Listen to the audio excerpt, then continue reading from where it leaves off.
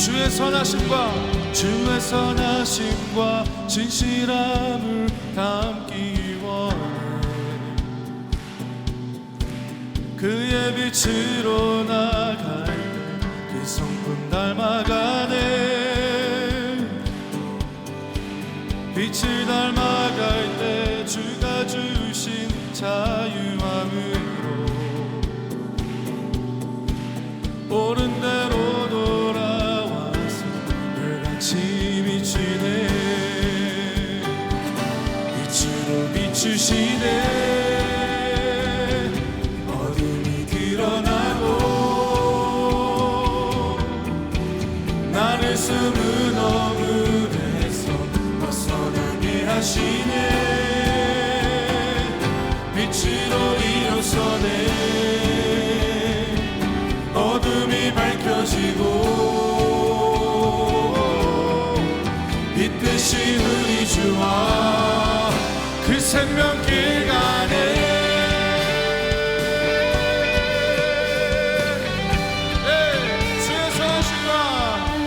주의 선하심과 진실함을 담기 원해. 우리 주님의 빛으로 나아갈 때 그의 빛으로 나갈 때 그 성품 닮아가네. 빛을 닮아갈 때 주가 주신 자유함으로 옳은 대로 돌아와서 별같이 비추네. 빛으로 비추시네. 어둠이 드러나고 나를 숨은 어둠에서 벗어나게 하시네. 빛으로 일어서네.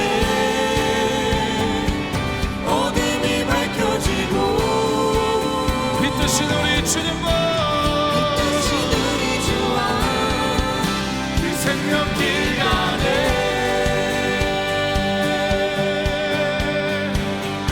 자, 이제 우리 선포하며 나아갑니다. 내 영혼아 일어나. 내 영혼아 일어나 주의 빛 발하라. 주의 영광이 우리 위에 임하였네. 나 영혼아 일어나. 내 영혼아 일어나 주의 빛 발하라. 주의 영광이 우리 위에 임하였네. 여러분 마음 가운데 선포하십시오. 나의 영혼아 일어나. 일어나 주의 빛 발하라. 우리 주님의 주의 영광이 우리 위에 임하였네. 우리 다시 한번 나 영혼아 일어날지어다. 내 영혼아 일어나 주의 빛 발하라. 주의 영광이 우리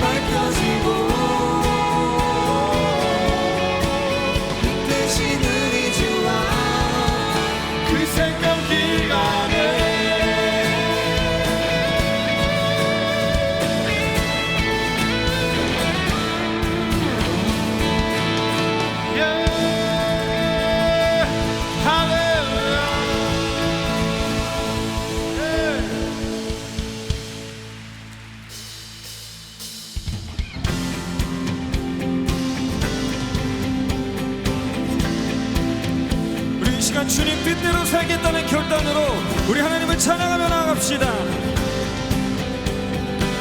주님 뜻대로, 주님 뜻대로 살기로 했네. 네. 주님 뜻대로 살기로 했네. 주님 뜻대로 살기로 했네.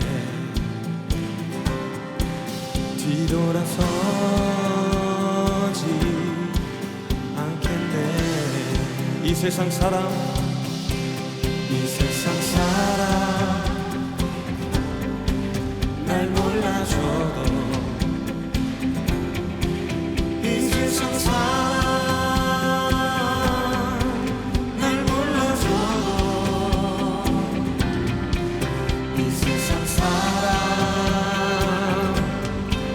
날 몰라줘도 뒤돌아서지 않겠습니다. 뒤돌아서지 않겠네. 뒤돌아서지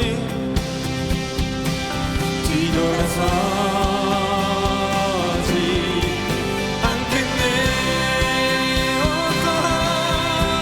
어떠한 시련이 와도, 수많은 유혹 속에도 진실하신 주님 약속 나 붙들리라. 세상이 이해 못하고 우리를 조롱하여도 진실하신 주님 약속만 붙들리라. 결국 돌아서지 않으리.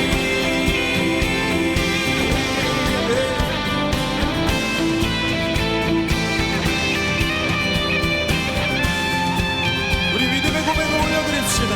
세상 등지고 십자가 보내, 세상 등지고 십자가 보내, 세상 등지고 십자가 보내, 세상 등지고 오직 십자가만 바라봅니다. 네. 뒤돌아서지 우리 선포하며 뒤돌아서지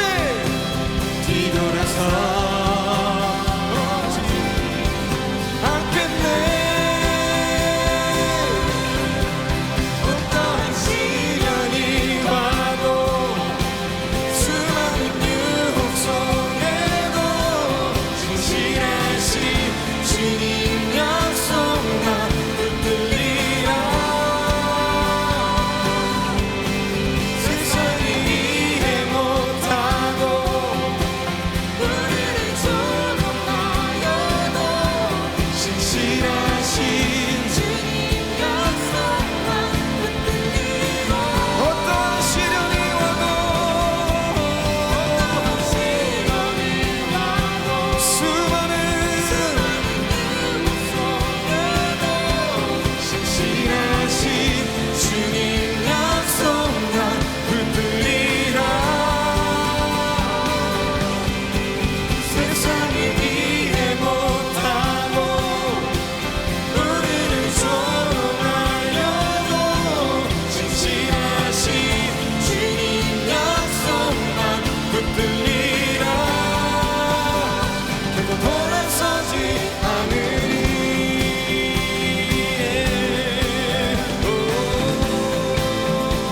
결코 돌아서지 않으리.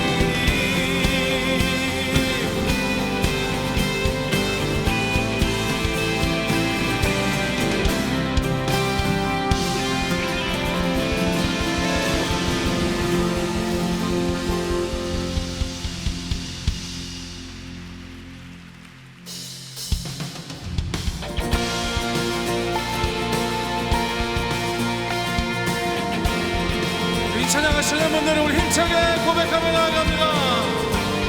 네. 주님의 마음 있는 곳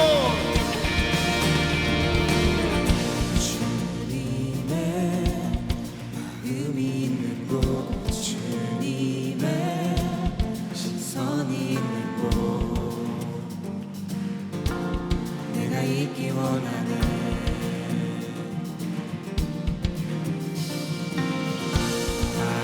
광야에 줄 피우시고 사막에 강물을 내시는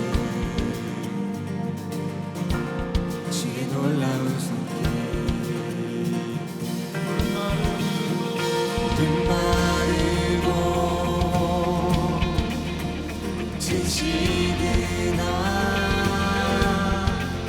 주의 말씀은 영원한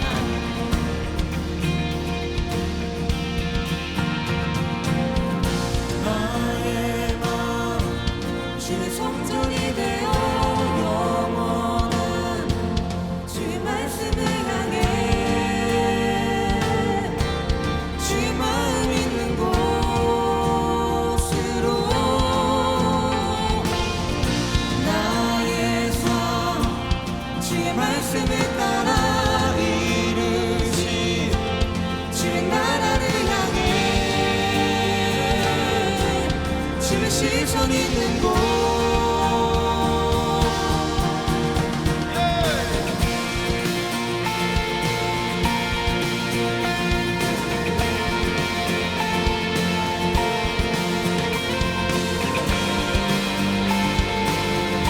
이것이 우리의 고백되기 원합니다. 주님의 마음 있는 곳 주님의 의미 있는 곳 주님의 시선이 있는 곳 내가 있기 원하네 푸른 마르고 지시드나 우리 주님의 말씀을 영원하십니다. 내 말씀은 영원한 전능하신 하나님 전능하신 주 거룩하신 왕 거룩하신 왕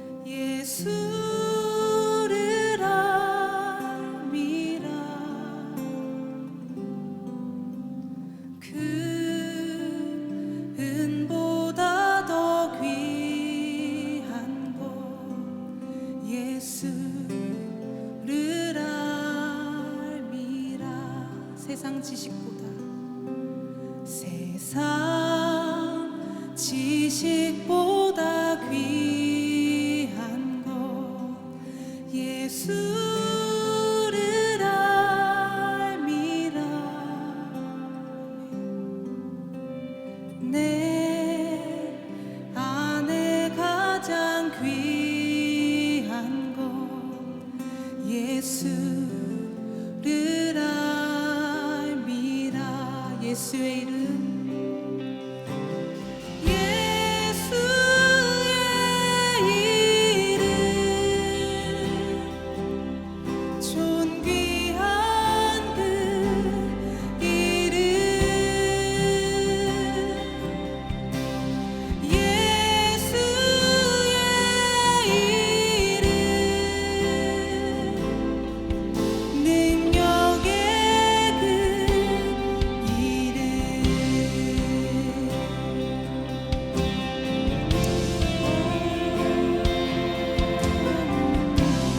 우리 처음부터 함께 고백합시다. 내 안에 가장 귀한 것,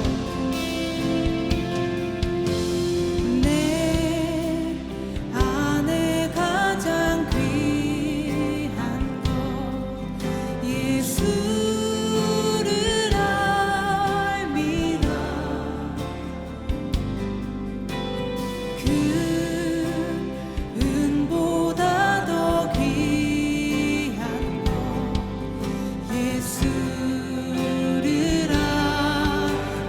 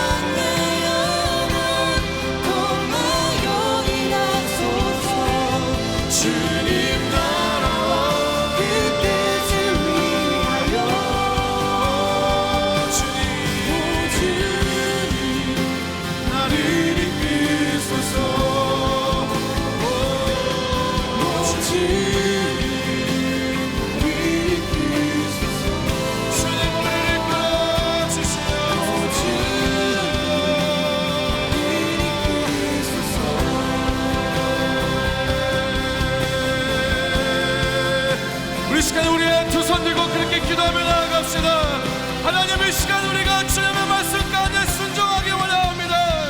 하오니 성령님 오셔서 우리에게 말씀하여 주시옵소서. 하나님 말씀 앞에 순종하는 세대 되기 원합니다. 우리 다 같이 주여 한번 간절히 외치고 기도하며 나아갑니다. 주여,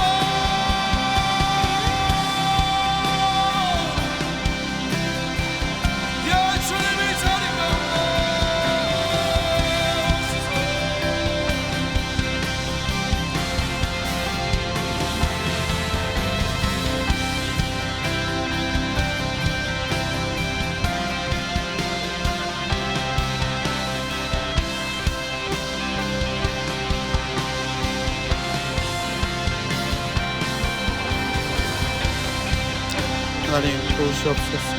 아버지 붙잡아주시옵소서. 이 시간 우리의 예배와 이 시간 우리가 하나님 돌려드리는 귀한 마음의 고백을 하나님 붙잡아주시고 하나님 역사하시고 하나님 말씀하여 주시옵소서.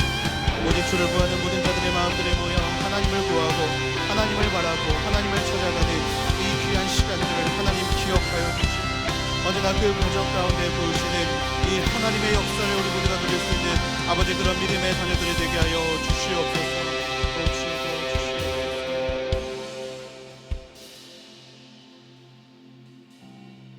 나의 주 나의 하나님, 내가 주님을 사랑합니다. 내가 주를 사랑하는 마음을 주님께서는 아실 줄로 믿습니다. 하나님, 세상을 바라보면 빛이 없고 너무나 힘겨운 소식들과 우리를 어렵게 하는 여러 가지의 소문들에 나를 잃어버리지만 언제나 주님 앞에 나아올 때 그 모든 것들은 빛을 잃어버리고 오직 한 분 하나님의 빛만이 우리를 비추어 주시는 줄로 믿습니다. 사랑이 많으신 아버지 하나님, 주의 집에서의 한날이 다른 곳에서의 첫날보다 좋사오니 아버지 그 하나님만 바라보며 살아갈 수 있는 믿음의 자녀들이 되게 하여 주시옵소서. 하나님, 우리의 마음을 열어 이 시간 주님을 모십니다. 하늘의 문을 여시고 하나님 우리의 마음 가운데 임재하여 주셔서 이 시간 선포되는 모든 것들을 하나님 우리가 깨달아 알게 되는 역사가 우리 가운데 있게 하여 주시옵소서. 아버지, 정말 세상에서는 우리를 너무나 힘들게 하는 코로나의 여러 가지 문제들과 점점 어려워져가는 상황들을 바라볼 때마다 우리의 마음이 무너지고 우리의 생각이 무너집니다. 하지만 우리는 믿습니다.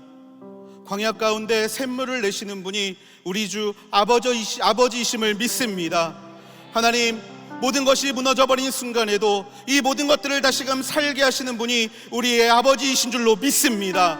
하나님, 이 시간 세상의 모든 염려와 세상의 모든 근심들이 우리의 마음에 틈타지 않게 하여 주시고 오직 이 시간 하나님만으로 만족하며 하나님만으로 기뻐할 수 있는 믿음의 시간들이 되게 하여 주시옵소서.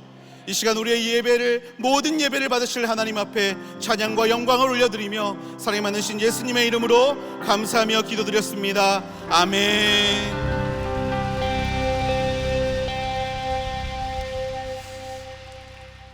네, 자리에 앉겠습니다. 카운트다운 집회 넷째 날입니다. 이곳에 오신 모든 분들을 주님의 이름으로 환영하고 축복합니다. 특별히 이곳에 오시지 못했지만 유튜브로 또 온라인으로 함께 하시는 모든 분들을 주님의 이름으로 환영하고 축복합니다. 이 카운트다운의 시간들을 통하여서 무너져버린 우리의 마음의 예배와 또 선교의 역사가 다시금 회복될 줄로 믿습니다. 우리 이 시간에 옆 사람을 바라보면서 선포하면 좋을 것 같은데요, 잠시 옆으로 고개를 돌리셔서 옆 사람에게 이렇게 선포하기를 원합니다. 성령님이 새 일을 이루십니다. 성령님이 새 일을 이루십니다. 성령님이 새 일을 이루십니다. 아멘. 이 시간 그 마음을 담아서 서로 손을 뻗어서 축복하며 찬양하겠습니다.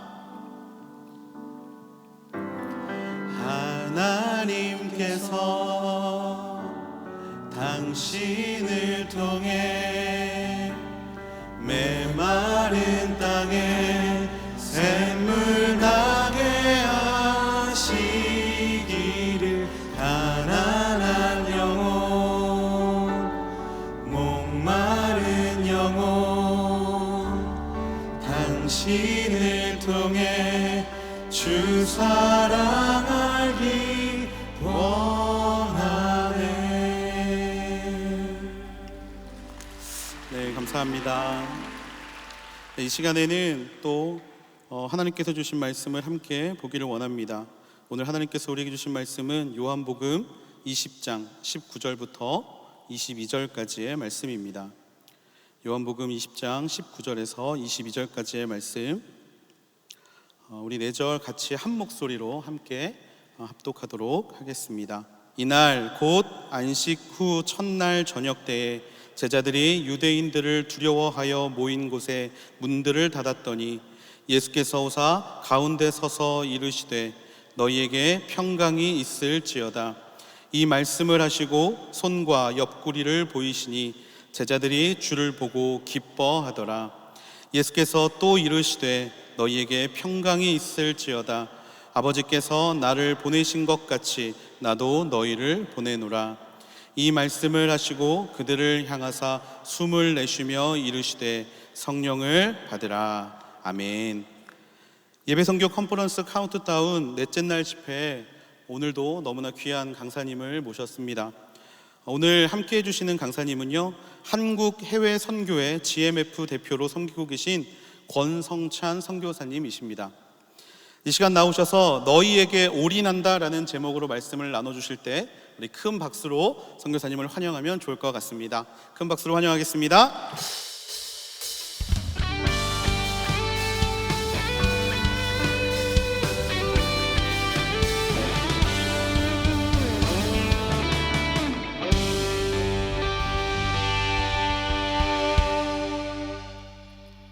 네, 반갑습니다. 한국 선교가 본격적으로 시작된 것은 물론 그전에도 나간 분들이 계셨지만 1980년대에 한국 선교사들이 본격적으로 나가기 시작했습니다. 여기저기 이제 한국 선교사님들이 나오기 시작하는데 그 선교사님들을 보낼 만한 적절한 구조가, 다시 말하면 선교단체가 그 당시에 별로 없었습니다. 그래서 지금 생각하면 좀 이르지만 40대, 한국의 40대 목사님들이 교파를 초월해서 이렇게 한국 선교사님들을 내보낼 수 있는 구조를 좀 만들자, 그렇게 해서 제일 처음에 만드는 이점은 좋은 이름을 다 갖다 쓸 수 있잖아요, 그렇죠? 그래서 한국 해외 선교회 이렇게 이름을 붙였습니다. 원래 제일 먼저 쓰는 데가 중앙, 제일 이런 거 다 쓰잖아요, 그렇죠?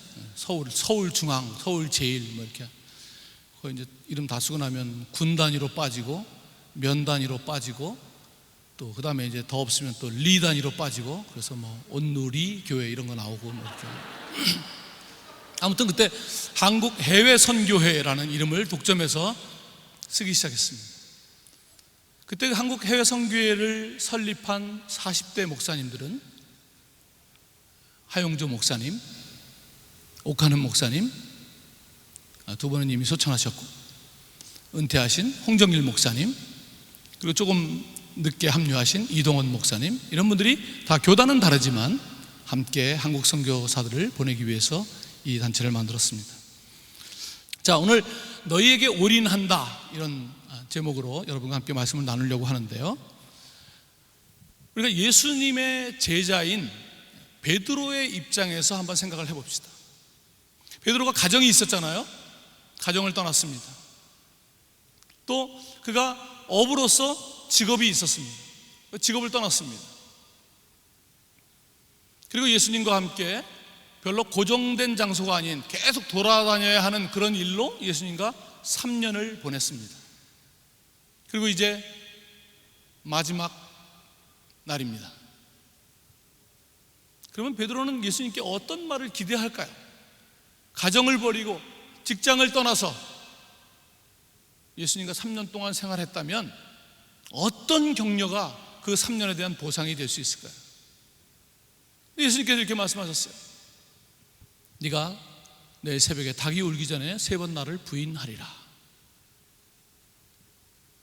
이게 남의 얘기니까 그렇지 이게 우리였다면 어떻겠습니까?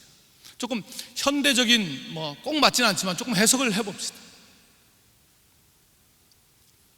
20대에 결혼을 했습니다. 그리고 운 좋게 대기업에 들어갔습니다. 4년 동안 그만둘까 말까 생각했지만 어쨌든 열심히 회식도 하고 늦게 집에 들어오고 했더니 4년 만에 대리를 달았습니다. 그리고 한 2년 정도 더 근무를 했습니다. 이제 한 2년 정도만 있으면 과장을 달게 됩니다. 그러면 보너스와 봉급 합해서 한 6, 7천만 원 정도 대기업에서 받고 연초에 성과급 한 대리급 4천만 원 정도 받으면 얼추 1억에서 플러스 마이너스 되는 돈을 받을 수 있습니다. 그쯤에 중대한 결단을 합니다. 내가 이렇게 끝까지 직장생활 할 게 아니라 한번 내가 해보고 싶었던 것을 해봐야 되겠다. 그래서 배우자의 허락을 구해서 혼자 외국에 가서 한 1년 내지 2년 석사 공부를 새로운 분야로 하고 돌아와서 어렵게 취직을 하는데 경력을 인정해 주지 않으니까 신입사원으로 들어가게 됩니다. 괜찮아요. 왜? 내가 하고 싶은 분야를 하니까. 근데 보통은 먼저 대기업에서는 한 수습 시간을 3개월 정도 줬는데 여기는 새로운 분야이긴 한데 그렇게 대기업 같은 데가 아니다 보니까 그래도 한 1년, 뭐 길어봐야 2년 정도 계약직을 줘야 되는데 3년을 계약직을 줍니다. 다닐까 말까 하다가 어쨌든 공부도 하고 왔고 자기가 하고 싶었던 분야니까 참기로 하고 3년을 계약직으로 들어갑니다. 다행한 것은 거기서 3년 계약직이지만 3년이 끝나면 지난 직장에서 한 6년 근무도 했고 또 석사 학위도 있으니 바로 계약직이 끝나는 날 대리로 바로 해주겠다. 그래서 어렵지만 참으면서 쥐꼬리만한 봉급 받으면서 3년 계약직을 잘 버팁니다. 하루 전날이에요. 인사부장님이 부르십니다. 그동안 고생 많았지? 우리가 부장단 회의를 했는데 뭐뭐 씨는 우리하고 잘 안 맞는 것 같아. 정규직으로 바꿔줄 수가 없을 것 같아. 듣기만 해도 짜증나죠? 저도 욕을 간신히 참고 있습니다. 약간 그런 상황인 거예요, 베드로가. 그러면 반대로 예수님의 입장에서 한번 생각해 봅시다. 예수님은 3년 동안 이 제자가 예수님과 함께 많은 것들을 경험하고 예수님의 제자로 살아왔는데 도대체 왜 3년이 다 끝나면서 이 제자에게 자기를 부인한다는 그런 말씀을 하실까요? 예수님께서 베드로에게 너는 부인할 상이야. 응? 마가 꼈어. 지금 뭐 베드로의 운명론을 얘기해 주는 겁니까? 무슨 미아리 전보듯이 지금 얘기하는 것입니까? 그런 건 아닐 거 아닙니까? 사실은 예수님의 입장을 생각하면 베드로가 3년 동안 제자로서 열심히 살아왔지만 예수님을 부인하는 상황을 맞이하면서까지 바뀌어야 할 무엇이 있었던 거죠. 그게 없었다면 굳이 베드로가 이런 상황을 맞이할 필요는 없었을 것입니다. 바로 그 베드로가 이런 상황을 맞이하면서까지 바뀌어야 했을 그것이 바로 선교와 관련이 있습니다. 이 정도로 해두고 조금 제 경험을 얘기해 보도록 하겠습니다. 군대 갔다 와서 24살쯤에 홀리듯이 선교에 헌신하게 되었습니다. 제가 지금 여러분에게 막 헌신을 할 수 있는 그런 감동적인 목소리를 사용하지 않고 평범한 목소리를 사용하는 이유는 제가 20대 때 목소리에 홀려서 헌신을 했기 때문에 트라우마가 있어서 여러분은 그런 일이 없도록 제가 그런 목소리를 사용하지 않는 것입니다. 제가 그런 목소리를 할 줄 몰라서가 그러는 게 아닙니다. 하나님께 할 수 있는데 안 하는 이유는 그때 선교 영화를 보는데, 미국에서 만든 선교 영화였는데 한국말로 더빙을 했는데 당대의 최고의 성우였던 고은정이라는 분의 목소리가 들어가 있었습니다. 고은정 씨의 목소리를 우리 시대 때 들으면, 그분이 여자 배우들의, 참 옛날에는 여자 배우도 연기만 하고 목소리는 다 그분 목소리를 썼거든요. 목소리가 하도 좋아가지고 헌신을 안 하기가 어려운 목소리입니다. 그래서 그 영화 보는 내내 제가 제 마음을 꼭 붙들었습니다. 절대 헌신하면 안 돼. 그리고 꼭 붙들었는데 끝에쯤 가서 이분이 결장타를 날리셨습니다. 그분은 흉내를 낼 수도 없는 아주 너무 감동적인 목소리인데, 그분이 하나님, 고국에 계신 분들의 마음을 움직여 주십시오. 너무나 많은 사람들이 기다리고 있습니다. 어서 와 주세요. 그런데 그냥 제가 손을 들어버렸어요. 절대 그런 목소리를 안 쓰려고 그럽니다. 걱정하지 마세요. 그래서 물론 제가 그런 목소리를 안 쓴다고 해서 여러분도 좀 협조를 해야 돼요. 제가 그런 목소리를 안 쓰겠지만, 성령님이 역사하실 그런 목소리를 안 쓰겠지만 여러분도 마음을 잘 닫으셔야 돼요. 여러분 잘 버텼잖아요, 그렇죠? 오늘만 잘 넘기면 이제 오늘만, 물론 내일이 남아있긴 해요, 그렇죠? 내일 핵폭탄, 담임 목사님 남아있는데, 그래서 여러분이 기도 많이 하셔야 돼요. 잘못하면 이번 집회 때 선교에 헌신하는 수가 있어. 그러니까 기도로 많이 준비하시고 내일 마음을 열지 않도록 기도로 많이 준비하셔야 돼요. 기도 안 하면 선교사가 될 수 있어요. 혹시 큰일 납니다. 물론 그러다가 나도 모르게 그냥 마음을 열어버렸다, 선교에 헌신했다, 요즘 말로 오히려 좋아. 오히려 좋은 면이 있어요. 그러니까 뭐 마음을 닫아서 선교사가 안 되면 안 돼서 좋고, 뭐 되면 또 오히려 좋고, 다 좋은 거니까 너무 염려는 안 하셔도 되는데, 어쨌든 그래서 선교에 이제 그렇게 하나님의 목소리를 듣고 헌신해야 되는데 고은정 씨 목소리에 헌신을 해가지고 이제 인생이 좀 꼬인 것 같습니다. 그리고 이제 신학 공부와 여러 가지 준비를 하고 나서 31살에 드디어 선교사가 되었습니다. 그리고 마침내 선교사로서의 저는 이제 성경 번역 선교사니까 성경 번역에 관한 그런 좀 수준 있는 그런 훈련을 받고 첫 선교지인 아프가니스탄을 들어갈 때가 34살이었습니다. 24살에 선교 헌신하고 선교지인 아프가니스탄에 갈 때까지 꼭 10년 정도가 걸렸습니다. 10년 동안 선교를 준비하면서 쉬운 생활은 아니었지만 그때마다 하나님께서 두려워 말라, 열면 닫을 자가 없고 밟는 곳마다 다 주겠다, 이런 하나님 특유의 그 꼬실 때 쓰는 그런 말로 계속 저를 격려를 해주셔가지고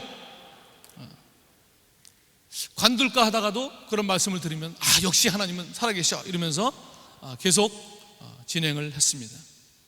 그리고 이제 파키스탄을, 그 당시에는 이제 아프가니스탄까지 가는 비행기가 없었어요. 그래서 파키스탄까지 가서 거기에서 이제 차를 타고 알렉산더가 넘었다는 그 힌두쿠시 산맥의 하이버 패스라는 곳을 꾸불꾸불, 한쪽은 낭떠러지기, 이렇게 보면 어질어질한 그런 길을 꾸불꾸불 차를 타고 아프가니스탄을 넘으면서 아프가니스탄아, 이제 너는 끝났다, 내가 간다, 주님이 함께 가신다 라는 자신감으로 충만해 있었습니다. 그런데 그렇게 들어가는 아프가니스탄에서 전혀 예상치 못한 상황을 맞이하게 됩니다. 더 정확히 말하면 그동안 알지 못했던, 그동안 내가 경험했던 하나님이 아니라 전혀 경험해 보이지 못한 하나님을 만나게 됩니다. 그동안은 늘 격려해 주시고 늘 친절하셨던 하나님께서 얼굴을 바꿔가지고 이상한 하나님으로 제게 나타나기 시작했습니다. 아프가니스탄의 상황은 95년도에 아프가니스탄을 갔는데 그 당시에 너무 열악했습니다. 나름 저도 열악했던 시절에 백령도에서 군생활을 했기 때문에 자신이 있었는데 이제 혼자가 아니라 어린 두 아들, 아내와 함께 갔기 때문에 혼자 버티는 문제가 아니었습니다. 우선 납치를 조심했어야 합니다. 당시 상황이, 한국 사람은 저희뿐이고 저희가 사는 도시에 아이는 우리 아이 둘과 미국 아이 둘 4명만 있었습니다. 외국인 아이가 4명뿐이었습니다. 아내는 물론 아이들도 집 밖에 나가서 노는 것이 허락되지 않았습니다. 결국 6개월 만에 8살이었던 큰아이를 이웃나라인 파키스탄의 기숙사 학교에 보내야만 하는 결정을 하게 되었습니다. 전화와 우편이 안 되는 상황에서 3개월에 한 번 아이를 직접 보러 가는 것 외에는 아이와 전혀 연락이 닿지 않았습니다. 아프가니스탄에 우리가 들어간 지 9개월 만에 정권이 바뀌었습니다. 여러분이 잘 아는 탈리반이라는 정권이 나라를 잡으면서 완전히 나라가 바뀌어 버렸습니다. 저는 성경 번역이라는 사역을 위해서 그렇게 20대 때 헌신하고 그렇게 10년을 준비하면서 왔는데 성경 번역이라는 사역을 할 수 있는 상황이 아니었습니다. 막다른 상황에서 이제 제가 준비했던 사역은 할 수 없는 그런 상황에서 할 수 없이 맡게 된 사역이 뭐였냐면, 전쟁으로 인해서 많은 난민들이 주변 광야에 모여들었고 그들에게 특히 난민들 중에서 영양실조 걸린 아이들이 있는 집에 엄마들이 계란을 먹고 젖이 돌아서 영양실조 걸린 아이들을 젖을 먹일 수 있도록 닭을 나누어주고 키우게 하는 그런 일이었습니다. 현지인과 짝이 되어서 축산을 전공한 현지인 친구가 닭에게 백신 주사를 놓을 때, 참 백신이란 말을 그때 들었는데 요즘처럼 이렇게 백신이란 말을 많이 듣게 될지 몰랐습니다. 그때 백신이 뭔지도 모르고 그 축산 전공한 친구가 백신을 닭에게 놓을 때 닭이 움직이지 못하게 닭날개를 꼭 붙들어 주는 것이 저의 역할이었습니다. 10년 선교를 준비하고 닭날개를 붙드는 사역을 하게 되었습니다. 열면 닫을 자가 없다, 두려워 말라, 밟는 곳마다 다 주겠다 라고 꼬시던 하나님이 생각났습니다. 조금 속되게 표현하면 하나님께서 이를 드러내시며 흐흐 속았지 라고 하시는 것 같았습니다. 장기하라는 가수가 부른 노래 중에 아무것도 없잖아 라고 하는 노래가 있습니다. 혹시 아시는지 모르겠죠.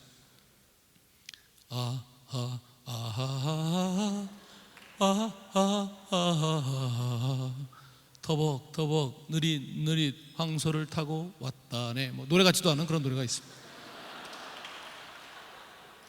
근데 가사가 딱 제 상황하고 맞았습니다. 장기하 씨 노래가 참 따라 부르기가 어려워서 그냥 가사를 제가 터벅터벅 느릿느릿 황소를 타고 왔다네, 푸른 초원을 찾아서 여기까지 왔다네, 초원에 풀이 없어 소들이 비쩍 마를 때쯤 선지자가 나타나서 지팡이를 들어, 그럼 저쪽에서 기타 친 친구인지 저쪽으로 석 달을 가라, 그러면 다시 장기하가 받아서 풀이 가득 덮인 기름진 땅이 나온다길래 죽을 똥살똥 왔는데 여긴 아무것도 없잖아, 푸석한 모래밖에는 없잖아, 푸른 한 포기도 없잖아, 이건 뭐 완전히 속았잖아, 되돌아갈 수도 없잖아. 2절, 광채가 나는 눈을 가진 선지자의 입술 사이로 그 어떤 노래보다도 아름다운 음성이 있고, 그럼 또 더 뒤에서 나를 믿으라, 그럼 다시 장기하가 받아서 머리를 조아린 다음 거친 가시밭길을 지나 꼬박 석 달을 왔지만은 아무것도 없잖아, 푸석한 모래밖에는 없잖아, 푸른 한 포기도 없잖아, 이건 뭐 완전히 속았잖아, 소들은 굶어 죽게 생겼잖아, 딱딱한 자갈밖에는 없잖아, 먹을 거는 한 개도 없잖아, 이건 뭐가 없잖아, 되돌아갈 수도 없잖아, 뭐 이런 노래입니다. 이 노래가 뒤에 나왔길래 망정이지, 만약에 아프가니스탄에 있을 때 이 노래가 나왔다면 저의 18번이 될 뻔했습니다. 왜 이런 일이 생겼을까요? 베드로도 그렇고 당시 30대였던 젊은 저도 그렇고 목숨을 걸고 주님을 위해 살겠다는 건데 도대체 왜 이러시는 걸까요? 이 역시 베드로의 상황과 마찬가지로 선교라는 말과 관련이 있습니다. 자, 지금부터 왜 이런 문제가 발생했는지 좀 묵상해 보도록 하겠습니다. 이 문제의 근본을 알기 위해서 우리는 하나님의 올인을 생각해 봐야 합니다. 하나님은 적어도 우리가 살고 있는 이 세상과 관련해서 누군가에게 올인하시는데, 바로 그 누군가가 말씀이시며 후에 성육신하신 예수 그리스도이십니다. 다시 말해서 하나님은 예수 그리스도에게 올인하십니다. 첫 번째 올인은 뭡니까? 하나님께서 세상을 만드신 일입니다. 하나님은 세상을 만드실 때 말씀으로, 즉 예수 그리스도를 통해서 창조하셨습니다. 요한복음에 만물이 그로 말미암아, 말씀이신 예수 그리스도로 말미암아 지은 바 되었으니 지은 것이 하나도 그가 없이는 된 것이 없느니라. 그가 없이는 된 것이 없느니라. 하나님은 창조에 있어서 예수 그리스도에게 올인하신 것이죠. 왜 그랬습니까? 왜 하나님은 세상을 창조할 때 예수 그리스도에게 올인하셨습니까? 어제 박지범 선교사님이 말씀하신 핵심 내용이 바로 그겁니다. 그런 얘기는 안 했지만 요한복음 1장 1절에 태초에 말씀이 계셨고, 즉 예수 그리스도가 계셨고, 그 말씀이 하나님과 함께 계셨고, 그래도 설명이 안 되니까 그분이 곧 하나님이시니라. 아버지와 아들이 완벽한 하나이신 관계, 조금 더 확장하면 성부, 성자, 성령이 완벽한 관계를 이루시는 그 상태에서 하나님께서는 이 아름다운 관계를 확장시키기 위해서 자신의 형상대로 우리를 지으셔서 그 아름다운 교제를 확장하고 나누기를 원하시는 것이죠. 그래서 가장 관계에 있어서 완벽한 그 아들이신 예수 그리스도, 말씀이신 그리스도를 통해서 이 세상을 창조하심으로써 그 창조의 목적은 결국 우리와 하나가 되고 우리와 교제하고 사랑을 나누는 관계를 갖기 위해서 하나님은 우리를, 세상을 창조하신 것이죠. 어제 말씀을 한번 생각해 보세요. 박지범 선교사님이 쓰신 몇 가지 그 비유들, 십자가와 부활이 목적이 아니라, 십자가와 부활이 중요하지 않다는 것이 아니라 그것이 다리여서 다리를 건너서 가야 할 곳이 있다.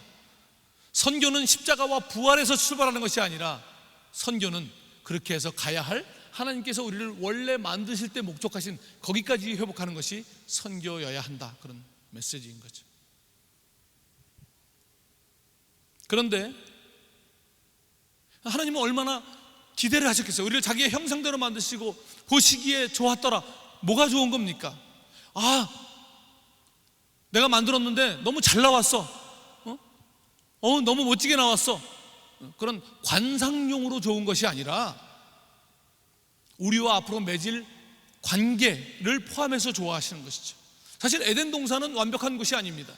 에덴 동산은 죄가 없는 것이지만 이제 시작입니다. 하나님은 아담과 하와를 만나서 하늘 진리를 알려주시고 생명에 속한 것을 알려주시고 점차로 그들이 하나님을 아는 지식에 이르고 신의 성품에 참여하는 자가 되고, 그래서 본래 목적하신 성삼위 하나님과 진리를 아는 것에 있어서도, 영원한 생명을 갖는 것에 있어서도 하나가 되는 데까지 이르기를 바라시면서 시작하신 것이죠. 그런데 세상에 타락이 옵니다. 영혼의 미술관이라는 책이 있는데, 알랭드 보통이라는 사람이 그 영혼의 미술관이라는 책에서 이런 예화를 듭니다. 만일 아름다움이라는 것을 진심으로 이해하는 로봇을 만드는 프로젝트가 있다고 한다면, 아름다움, 진심으로 아름다움을 이해하는 로봇을 만드는 프로젝트가 있다면, 만약에 우리가 그 과학자들이라면 우리는 그 로봇이, 그 아름다움을 진심으로 이해하는 그 로봇을 만들기 위해서는 우리는 그 로봇이 인생을 증오하고 혼란과 좌절을 느끼고 고통을 겪는 동시에 그럴 필요가 없기를 희망하도록 아주 잔인한 조건을 부여해야만 합니다. 이해하십니까? 아름다움만 이해하는 로봇을 만드는데, 아름다움이라는 것만 아는 로봇을 만든다면 그는 진심으로 아름다움을 아는 것이 아닌 것이죠. 정반대의 것을 알고 거기에 머무르지 않고 거기서 벗어나 그 반대를 향하는 마음을 가질 때 진심으로 아름다움을, 로봇도 그러할진데, 이 말을 하나님께 역으로 적용한다면, 참 웃기는 거죠. 그 알랭드 보통이 쓴 말이 너무나 부족한 말인데 우리가 언어가 너무 딸리기 때문에 그 말을 빌려서 하나님을 이해하려고 하는 것이에요. 그러니까 이 부족한 언어로 하나님을 온전히 표현해내신 예수 그리스도야말로 진정 말씀이신 거죠. 언어이신 거죠. 아무튼 자, 우리 인간이 최고의 진리와 사랑을 진심 이해하는 하나님의 형상을 닮은 신의 성품을 가진 자가 되도록 하기 위해서 그런 하나님의 형상을 닮은 사람을 만들려고 한다면 어떤 조건을 부여해야 합니까? 하나님은 자유의지를, 막장까지 갈 수 있는 그 자유의지를 우리에게 주셔야 하는 거죠. 왜냐하면 막장까지 가는 길이 제한되어 있다면 진리를 온전히 아는 길도 제한이 있을 테니까, 끝이 없는 진리와 사랑을 이해하려면 끝이 없는 타락의 가능성이 있어야 가능하다는 것입니다. 그래서 하나님이 우리에게 자유의지를 주신 것입니다. 그 자유의지는 막장까지 갈 수 있는 가능성도 있지만 목적은 끝이 없는, 다함이 없는 사랑과 진리를 이해하도록 우리를 로봇으로 만들지 않고 사람으로 만드신 것입니다.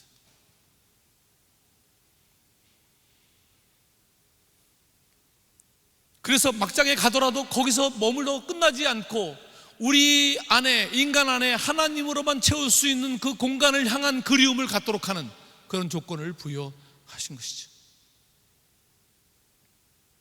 그래서 사람으로 말미암아 세상이 죄된 세상이 되었을 때 하나님은 바로 이 세상을 구원을 위해서 첫 번째 올인이 창조였다면 이제 하나님은 두 번째 올인을 하시게 되는데, 이 세상의 구원을 위해서 다시 말씀이신 예수 그리스도에게 올인하시고 그를 세상에 보내시는 것이죠.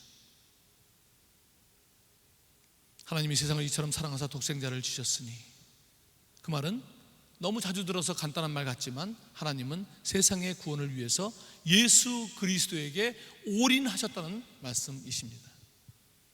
자, 그런데 만일 예수님께서 아버지의 뜻대로 아버지가 올인하셔서 세상에 오셨지만, 만일 예수님이 자신의 일을 한다든지 아버지의 일을 하긴 하는데 99%만 한다든지, 그러면 올인하신 아버지께서는 실패하시게 되는 거죠. 감사하게도 우리가 아는 대로 예수님은 세상에 오셔서 온전히 아버지의 뜻을 이루셨습니다. 나의 양식은 나를 보내신 이의 뜻을 행하며 그의 일을 온전히 이루는 이것이니라. 나를 보내신 이의 뜻은 내게 주신 자 중에 내가 하나도 잃어버리지 아니하고 마지막 날에 다시 살리는 이것이니라. 자, 아버지의 올인은 성공하셨습니다. 그 성공은 아버지가 올인했던 그 아들이, 그 예수 그리스도가 아버지의 뜻을 온전히 이루었기 때문입니다. 다시 한번 정리합니다. 아버지는 이 세상을 창조함에 있어 아들에게 올인하셨고, 그 첫 번째 올인은 성공했고 이미 끝났습니다. 그리고 두 번째, 아버지는 죄에 물든 아버지의 창조 목적에서 벗어나 버린 세상, 특히 자신의 형상대로 지음받은 우리 인간을 구원하기 위해서 다시 독생자 예수 그리스도에게 올인하십니다. 예수님은 세상에서 그 뜻을 온전히 이루심으로, 십자가를 지시고 부활하심으로 그 일을 이루셨습니다. 완성하셨습니다. 첫 번째 올인과 두 번째 아버지의 올인은 다 아들의 순종으로 성공을 했습니다. 자, 이제 아버지가 아들에게 세 번째이자 마지막 올인이 남아 있습니다. 그것은 바로 세상을 재창조하는 일입니다. 하나님께서 아들에게 올인하신 세 번째는 세상을 재창조하는 일입니다. 이 재창조의 일에도 아버지는 아들에게 올인하셨습니다. 그런데 문제는 이 세 번째 올인은 궁극적으로는 성삼위 하나님께서 하시는 일이긴 하지만 앞에 두 개의 올인과는 약간의 차이가 있습니다. 우리 편에서 볼 때 약간의 차이가 있습니다. 그것은 바로 이 세 번째 아버지의 올인에는 그 올인하신 예수 그리스도, 그 아들의 올인도 포함이 된다는 것입니다.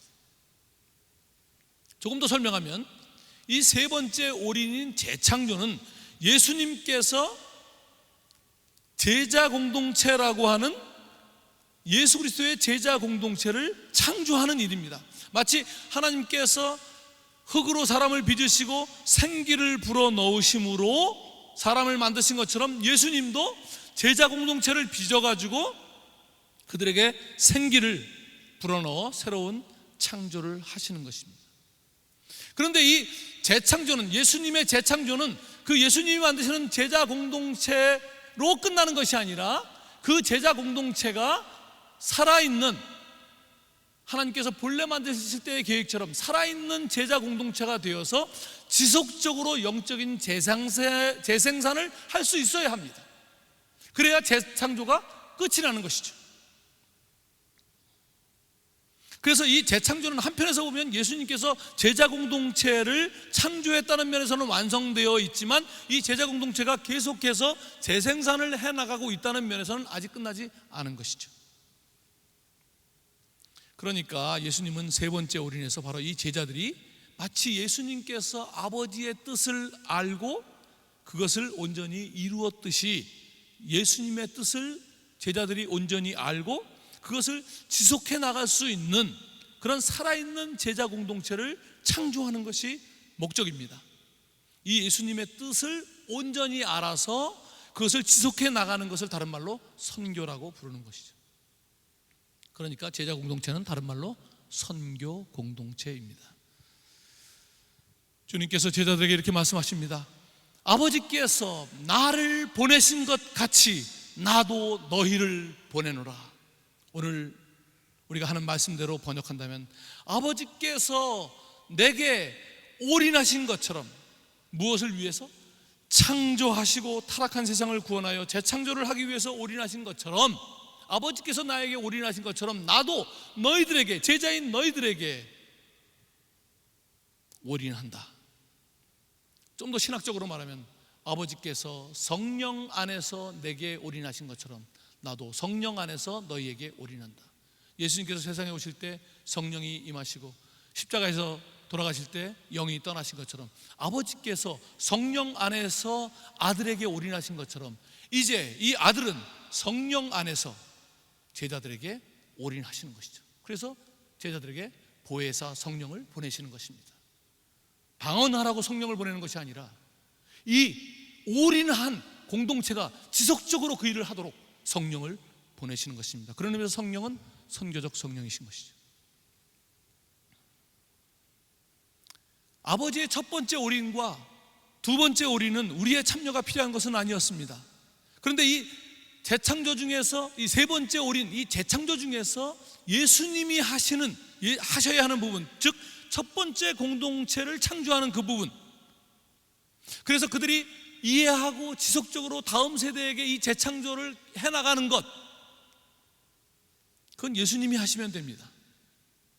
그건 예수님의 몫입니다. 실제로 예수님은 부활 후 첫날 제자 공동체를 찾아오셔서 3년 동안 함께 다니면서 빚은, 다시 말하면 하나님께서 흙으로 우리를 빚으신 것처럼 예수님은 3년 동안 제자들을 빚으셨습니다. 그 제자 공동체에게 이제 숨을 내쉬며 이르시되 성령을 받으라 하심으로 새로운 창조를 하셨습니다. 오늘 본문 말씀이죠. 제가 다시 한번 봉독해 볼게요. 이제 좀 이해가 될 것입니다. 이날, 그러니까 예수님이 부활하신 그날입니다. 안식 후 첫날 저녁 때에 제자들이 유대인들을 두려워하여 모인 곳에 문들을 닫았더니 예수께서 오사 가운데 서서 이르시되 너희에게 평강이 있을지어다. 부활하시고 첫날 주님께서 이 제자 공동체를 찾아오신 거예요. 왜냐하면 3년 동안 이제 빚었지만 이게 이제 흙이야, 흙. 아직도 이 말씀을 하시고 손과 옆구리를 보이시니 제자들이 주를 보고 기뻐하더라. 예수께서 또 이르시되 너희에게 평강이 있을지어다. 아버지께서 나를 보내신 것 같이 나도 너희를 보내노라. 다른 말로 아버지께서 올인하셨던 것처럼 나도 이제 너희들에게 올인한다. 그리고 나서 22절에 이 말씀을 하시고 그들을 향하사 숨을 내쉬며 이르시되 성령을 받으라. 제자들을, 3년 동안 빚은 제자들을 재창조를 하신 것이죠. 하나님께서 흙으로 빚은 후에 생기를 불어넣어 사람을 만들었듯이 예수님은 이 제자 공동체에게 창조 때와 똑같이 요한이 그 단어와 이 단어와 같은 단어를 사용하고 있습니다. 다른 곳에서 쓰지 않는 이 특별한 단어를 예수님께서 제자 공동체에게, 하나님께서 사람을 지으시고 숨을 불어넣을 때 그 같은 단어를 요한이 요한복음에서 사용합니다. 제자 공동체가 살아있는 재창조의 공동체가 된 것이죠. 그러니까 바로 이 사건 전에, 십자가와 부활 사건 전에 예수님께서 아직 이 제자 공동체라는 흙을 빚고 있을 때를 생각해 보면 3년 동안 제자들을 계속해서 훈련시키시고 함께 다니면서 제자 공동체를 세우신 그 주님은 이제 십자가를 앞두고 자신이 이루신 그 아버지의 뜻이 제자들을 통해서 계속해서 끝날까지 지속돼야 되는 것을 생각하시면서 이제 이 제자들에게 올인하셔야 되는데, 그래서 그들을 세상에 보내실 예정인데, 그러려면 자기들의 뜻이 아니라 예수 그리스도처럼 아버지의 뜻을 이해하고 아버지의 뜻을 이루는 자들이, 제자들도 자기들의 뜻이 아니라 예수님의 뜻을, 아버지의 뜻을 이루는 자들이 되어야 하는데, 그 올인에 방해가 되는 한 가지가 뭐냐면 제자들이 아버지의 뜻, 주님의 뜻에 대한 온전한 이해가 아니라 여전히 자신의 뜻을 붙들고 있었다는 것이죠. 하나님의 뜻이 세상에 이루어지는 이 바로 첫걸음을 시작하기 위해서 예루살렘에서 시작해서 모든 족속에게 전파될 것이 기록된 이 일이 이루어지기 위해서 꼭 필요한 것은 자신의 열정, 자신의 계획이 아니라 주님을 바르게 아는 것입니다. 그런데 베드로와 제자들은 예수님을 믿지만 그 예수님을 자신의 민족인 이스라엘을 회복하실 분, 이스라엘의 메시아로 믿고 열정을 다했습니다. 말하자면 예수님께서 무엇을 하시려는가를 정확히 알기보다는 그것이 물론 아무리 민족을 위한 것이긴 하지만 여전히 자신들의 목적을 이루기 위한 수단 정도로 생각했다는 것입니다.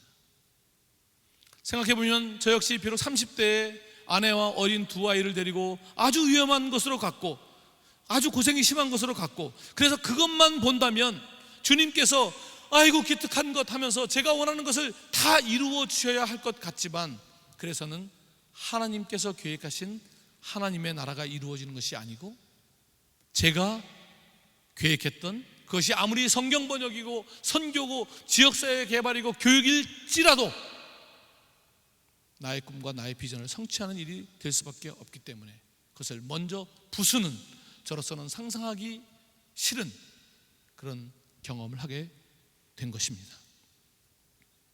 그래서 베드로에게는 닭이 울기 전에 3번 내가 나를 부인하리라 라고 하는 상황이 그래서 필요했고, 저에게는 내가 닭의 날개를 붙들리라 라고 하는 상황이 필요했던 거죠. 그러고 보니 베드로하고 제가 닭동기네요. 닭동기. 주님께서 왜 안 해주고 싶었겠습니까? 젊은 나이에 거기까지 갔는데 왜 안 해주고 싶었겠습니까? 그러나 주님이 꿈꾸는 온 세상을 구원하려는 그 뜨거운 심정을 생각하면 가장 방해하는 것이 우리의 얄팍한 비전, 우리 중심이기에 할 수 없이 주님은 고통을, 당황스러운 상황을 주셔야만 했던 그 아버지의 마음을, 그 주님의 마음을 생각해 봐야 합니다. 간단한 일이 아닙니다, 여러분. 선교가 하도 유행처럼 되니까 모든 선교라고 부릅니다. 단기 선교, 비즈니스 선교, 교육 선교, 의료 선교, 교회개척 선교, 문서 선교 등등. 이제 한류가 뜨니까 K 드라마가 뜨고 K-팝이 뜨고 K 트로트가 뜨니까 K 선교가 다 될 것 같은 그런 분위기입니다. 코로나만 없었으면 그냥 열정이 가득합니다. 그런데 이런 부유물들이 너무나 많아서 흐려질수록 물속이 보이지 않습니다. 마실 물이 없습니다. 예수 그리스도를 통해 나타나는 아버지의 뜻을, 아니 그 아버지 자체를 온전히 이해하고 거기에 나를 맞추는 일이 일어나지 않고 선교를 무슨 비즈니스 하듯이 그냥 내가 할 수 있는 거 좀 가서 도와주고 오듯이 무슨 벤처 사업 열듯이 그렇게 생각한다면 불쌍한 닭들만 자꾸 등장해야 할 것입니다. 그런 관점에서 보면 코로나는 일종의 닭입니다. 우리가 변화되어야 할 어떤 것을 위해서 등장하는 소품인 것이죠.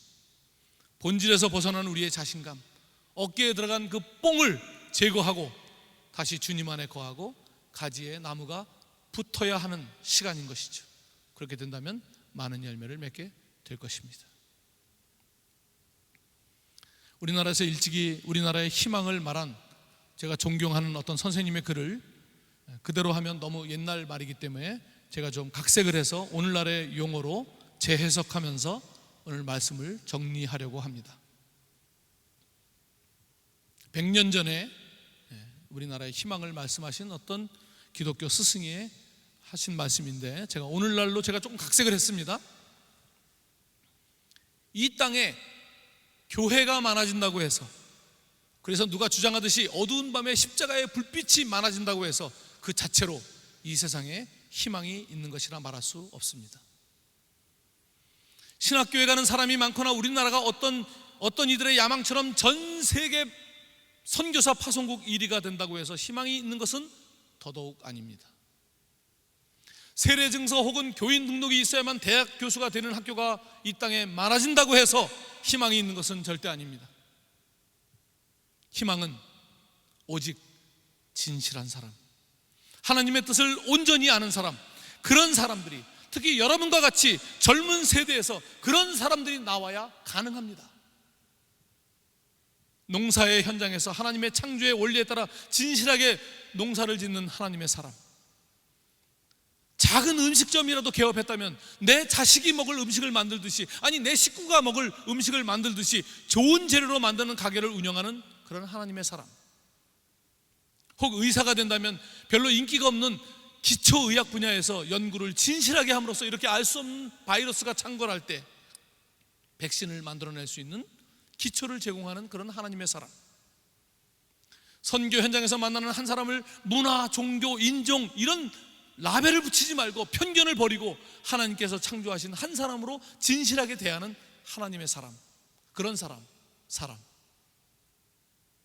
이렇게 세상 곳곳에 진실한 하나님의 사람들이 나타나는 것만이 희망입니다. 비록 예수님과 같이 어떤 면에서 이 땅의 삶을 참패로 마감한다고 할지라도 참 의미에서 하나님을 믿고 그의 뜻을 알며 그와 함께 걷고 함께 생각하며 함께 사역하는 사람들, 이 세상의 희망이 바로 그런 사람들이 나타나는 것에 달려 있습니다. 사랑하는 여러분, 선교가 우리 것은 아닙니다. 그렇다고 해서 우리가 그저 참여해도 되고 안 해도 되는 하나님의 선교니까 하나님께서 알아서 하시는 그런 것도 아닙니다. 하나님께서 성령 안에서 아들에게 올인하셨듯이 오늘 주님은 성령 안에서 여러분에게 올인하고 계십니다. 주님은 아버지께 기도하셨습니다. 내가 그들을 위하여, 이 제자들을 위하여 비옵나오니 내가 비옵는 것은 세상을 위함이 아니요 내가 내게 주신 자들을 위함이니이다. 그들은 아버지의 것이로소이다. 올인한다는 겁니다. 예수님의 기도는 바로 그 재창조를 하고 있는 제자들에게 올인한다는 것입니다. 근데 뭘 위해서 올인하십니까? 요한복음 17장 20절에 이렇게 다시 또 기도하십니다. 내가 비옵는 것은 이 사람들만 위함이 아니요 또 그들의 말로 말미암아 나를 믿는 사람들도 위함이니 아버지여, 아버지께서 내 안에 내가 아버지 안에 있는 것 같이 그들도 다 하나가 되어 우리 안에 있게 하사 세상으로 아버지께서 나를 보내신 것을 믿게 하옵소서. 우리 모두는 세상이라는 무대에 올려져 복음을 상연해야 하는 선교적 배우요 선교적 제자입니다. 선교적 제자라고 하는 것은 물론 자신이 서 있는 자리에서 복음을 구현하는 것이 가장 우선이지만 그것으로 끝나는 것이 아닙니다. 여러분, 온 세상 복음의 관점에서 너무나 불공정한 그런 세상의 공정함을 만들고 공의를 세우는 가장 시급한 일을 감당해야 되는 것이죠. 이제 이번 집회가 하루 남았습니다. 이번 집회가, 이번 코로나가 선교에 바르게 헌신하는 그런 진실한 인생의 중요한 순간이 되기를 주님의 이름으로 축원합니다. 기도하겠습니다. 하나님 아버지,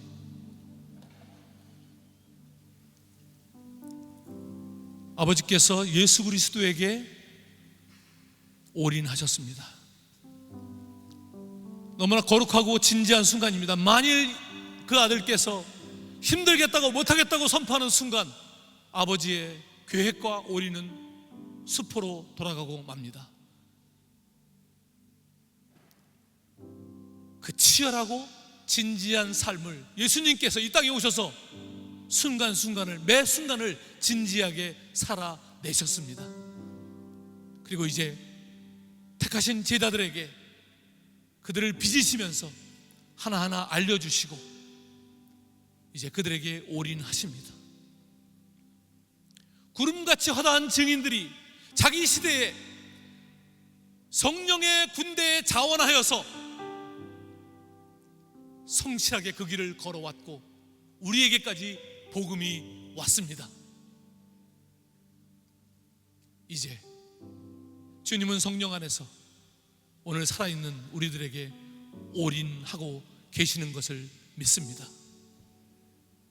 이 진지함, 이 순간순간을 치열하게 살아야 하는, 그것이 정규직이든 비정규직이든 백수이든 학생이든 어떤 자리든 매 순간순간이 우리에게 치열하고 진지해야 함을 하나님께서 성령을 통해서 우리에게 올인하셨기에 우리의 몸짓 하나하나가 세상이라고 하는 무대에 올려진 복음의 공연이기에 성령 하나님 우리와 함께하여 주시고 우리 가운데 임재하여 주옵소서. 우리는 우리의 힘으로 그 복음을 상연해낼 수 없는 사람들입니다. 성령 하나님 임재하여 주옵소서. 찬양 가운데 임재하여 주시고 기도 가운데 임재하여 주시고 집회 가운데 임재하여 주시고 우리의 일상생활 가운데 임재하여 주셔서 오 하나님, 우리가 성령님과 더불어 땅끝까지, 이 세상 끝날까지 우리와 함께 하시겠다고 하신 그 예수 그리스도와 더불어 하나님, 이 치열한 삶을 살아낼 수 있도록 역사하여 주시옵소서. 하나님, 마침내 하나님과 각 나라와 족속과 백성과 방언에서 아무나도 셀 수 없는 큰 무리가 함께 주님의 보좌 앞에 서서 영광스럽게 하나님을 찬양하는 그날을 함께 맞이할 수 있도록 축복하여 주시옵소서. 영광 받으시옵소서. 주님, 우리의 찬양을 받으시옵소서. 우리 주 예수 그리스도의 이름으로 기도 올리옵나이다. 아멘. 우리 이 시간 같이 마음을 모아 하나님 앞에 기도하기를 원합니다. 하나님은 태초에부터 지금까지 한 번도 우리에게 진심이 아니셨던 적이 없습니다. 하나님은 항상 우리를 진실의 눈으로 바라보셨고 하나님은 항상 그 마음을 깊게 담아 우리의 인생의 한 구석 한 구석까지 정말 사랑이 가득한 눈으로 우리를 바라봐 주셨음을 믿습니다. 언제나 우리에게 그 진심이었던 하나님, 그 하나님을 향한 마음을 우리가 이 시간 함께 하나님 앞에 올려드리게 되기를 원합니다. 언제나 나를 사랑으로 바라보셨던 그 눈길을 기억하며 나아가는 믿음의 자녀들이 되게 하여 주시옵소서. 내가 고통 가운데 빠져서 내가 너무나 힘든 순간 가운데 있을 때에도 언제나 그 하나님은 진심을 담은 사랑의 눈으로 나를 바라봐 주셨음을 믿습니다. 지금 이 코로나 때문에 진행되는 모든 어려움 순간 속에서도 내가 괴로워서 하나님 앞에 울부짖고 있을 때도 하나님은 항상 그 진심의 눈빛으로 나를 바라보고 계셨던 줄로 믿습니다. 우리 이 시간 그 하나님의 마음을 기억하면서 언제나 나를 그 진심의 눈으로, 사랑의 눈으로 나를 지켜보셨던 그 하나님을 기억하며 우리 시간 함께 하나님 앞에 기도함으로 나아가기를 원합니다.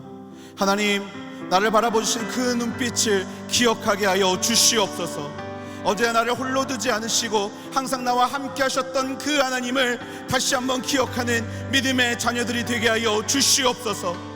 홀로 살아간다 여겨졌던 그 모든 순간에도 언제나 진심의 눈빛으로 나를 바라보신 그 하나님을 아버지 언제나 생각하며 그 하나님과의 관계를 회복하는 믿음의 자녀들이 되게 하여 주시옵소서. 우리 시간 그렇게 하나님 앞에 주여 한번 부르짖고 나를 향하신 그 하나님의 눈빛을 기억하는 인생들이 되게 해달라고 하나님 앞에 기도함으로 나아가시겠습니다.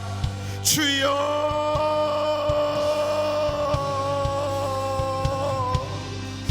사랑의 많으신 아버지 하나님, 아버지 이 시간 나의 마음을 주 앞에 내어놓습니다. 아버지 하나님, 이 시간 한 번도 하나님은 나를 향한 눈빛을 아버지 정말 어떠한 마음이나 어떠한 것들을 섞어서 바라보신 적이 없음을 믿습니다. 항상 나를 바라보신 주님, 항상 나를 지켜보셨던 주님, 항상 진심으로 나를 바라보신 주님, 언제나 그 하나님을 내가 바라봅니다. 아버지 하나님, 홀로 있어서 외롭다고 여길 때가 있었습니다. 아버지 혼자라고 여기며 마음 아파할 때가 있었음을 고백합니다. 하나님, 내가 정말 혼자라고 생각하며 이 외로움의 시간들을 보냈던 적이 있었음을 고백합니다. 사랑이 많으신 아버지 하나님, 이 시간 다시 한번 하나님 앞에 나의 마음을 내어놓습니다. 이 시간 다시 한번 하나님 앞에 나의 마음을 내어놓습니다. 언제나 나를 바라보시는 그 눈빛이 한결같으셨고 아버지 진심이셨고 아버지 언제나 바라보셨던 그 하나님을 아버지 이 시간 다시금 기억할 수 있는 믿음의 자녀들에게 하여 주시옵소서. 오 주여, 언제나 나를 바라보시는 그 하나님의 눈빛을 다시 한번 경험하고 다시 한번 회복하는 믿음의 자녀들이 되기를 소망합니다. 하나님, 나를 붙잡아 주시옵소서. 나를 바라봐 주시옵소서. 그 눈빛을 기억하는 믿음의 자녀들이 되게 하여 주시옵소서. 하나님, 너무나 이처럼 눈빛으로, 언제나 따뜻한 눈빛으로, 아버지 언제나 간절한 눈빛으로 나를 바라보고 계셨던 아버지 그 하나님을 내가 바라봅니다. 그 하나님을 내가 바라봅니다. 그 하나님을 내가 바라봅니다. 아버지 하나님, 언제나 나를 향한 지시려는 그 마음, 아버지 하나님 그 마음을 아버지 내가 다시 한번 기억하며 아버지 세상 가운데 하나님과 동행함을 외치며 나아갈 수 있는 아버지 그런 믿음의 자녀들이 되게 하여 주시옵소서. 아버지 하나님, 내 안을 사로잡는 아버지 하나님 모든 나의 마음을 무너뜨리는 생각들이 떠나가게 하여 주시옵소서. 온전히 하나님만 바라보고 하나님만 의지하며 하나님만 사랑한다고 고백하는 믿음의 고백들, 아버지 하나님과 언제나 동행한다 말하는 그 고백들, 아버지 언제나 나의 마음과 나의 생각 가운데 충만하게 되는 믿음의 자녀들 되게 하여 주시옵소서. 아버지 외롭다 느낄 때가 있었습니다. 아버지 하나님, 나 혼자라고 느낄 때가 있었습니다. 아버지 하나님이시 정말 그렇게 나와는 상관없는 때가 되었다 그랬어요. 언제나 나를 바라보고 눈물 흘렸고 아버지 하나님이시 그 하나님이 나의 옆에 없었다라는 것을 생각하며 아버지 달려갔던 나의 모습을 주여 불쌍히 여겨 주시옵소서. 다시금 하나님을 바라봅니다. 다시금 하나님을 바라봅니다. 언제나 그 하나님이 나의 왕이시고 언제나 그 하나님이 나의 주인이시고 언제나 그 하나님이 영원히 나와 함께 하신다. 아버지 그 임마누엘의 사실을 언제나 기억하며 나아가는 아버지 믿음의 자녀들이 되게 하여 주시옵소서. 오 주여, 주여, 아버지 하나님, 정말 그렇게 외로웠던 모든 마음들을 주여 주 앞에 내어놓습니다. 주 앞에 슬픈 마음을 내어놓고 아버지 언제나 바라보기를 원하는 아버지 믿음의 자녀들 아버지 이 시간 일어나게 하여 주시옵소서. 다시 한번 힘을 얻고 하나님을 향해 나아가기를 원합니다. 다시 한번 힘을 얻고 하나님 앞에 달려가기를 원합니다. 다시 한번 힘을 얻고 하나님이 만들어 가시는 그 하나님이 나와 함께 하시는 그 믿음을 향하여 언제나 다시 한번 부르시고 나아가는 믿음의 자녀들을 주여 기억하시고 축복하여 주시옵소서. 오 주님, 나에게 모든 것을 맡으신 아버지, 나에게 모든 것을 허락하신 아버지 그 모든 생각 아버지 주여 주 앞에 올려드리오니 주여 우리의 모든 마음과 우리의 모든 생각들을 붙잡아 주시옵소서.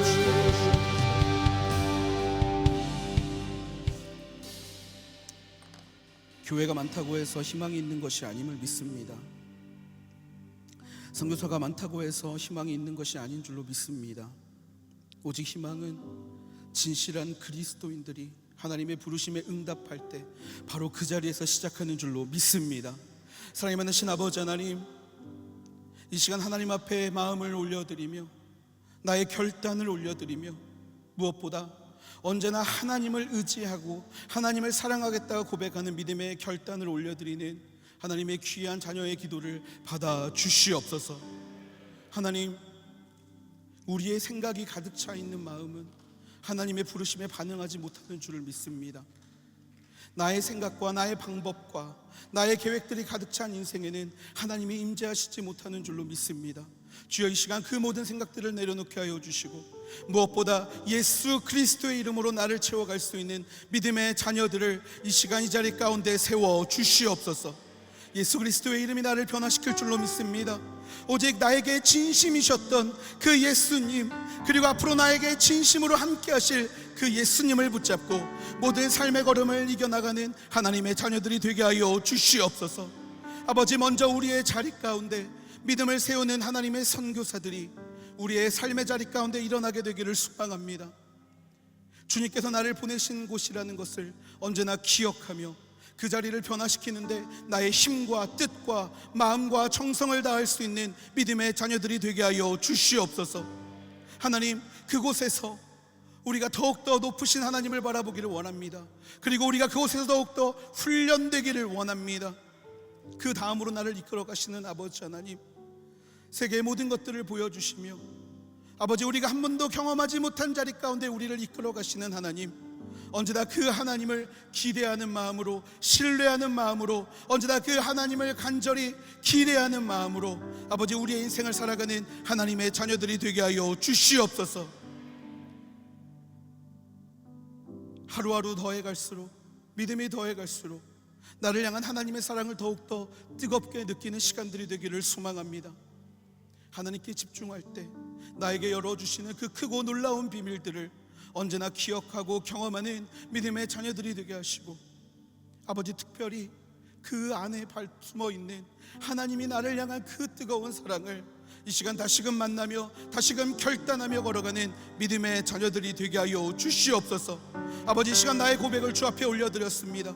아버지 이 시간 올려드린 이 고백이 아버지의 한순간에 감정에 치우친 고백이 되지 않게 하여 주시고, 나의 평생 가운데 나를 이끌어 가실 그 하나님을 향한 신뢰를 담은 믿음의 고백들이 되게 하여 주시옵소서. 우리의 모든 기도를 받아주시고 우리의 모든 영광을 받아주시며 아버지 우리의 주인 되어주시는 그 하나님께 우리의 목소리 높여서 우리의 고백을 올려드리는 하나님의 자녀들이 되게 하여 주시옵소서. 하나님, 언제나 나를 붙잡아 주시고 실족하지 않게 하시며 바른 길로 이끌어 가실 그 하나님을 기대하고 소망합니다. 지금은 우리 구주 예수 그리스도의 은혜와 하나님 아버지의 무한하신 사랑하심과 성령님의 감화 감동 교통하심이 이 시대를 살아가면서 하나님을 향한 진심을 담아 서 있는 모든 자리에서 하나님을 증거하는 자로 살겠다 결단하는 믿음의 모든 성도들의 머리 위에, 뿐만 아니라 앞으로 나를 이끌어 가실 그 모든 걸음들 가운데서도 동일하게 하나님을 신뢰하며 모든 어려움들을 하나님과 함께 이겨내기로 결단한 믿음의 모든 성도들의 마음 가운데, 가정 가운데 이제로부터 영원토록 함께 계시기를 간절히 축원하옵나이다. 아멘. 그렇게 행하신 하나님께 모든 찬양과 영광을 박수 올려드리겠습니다. 아멘.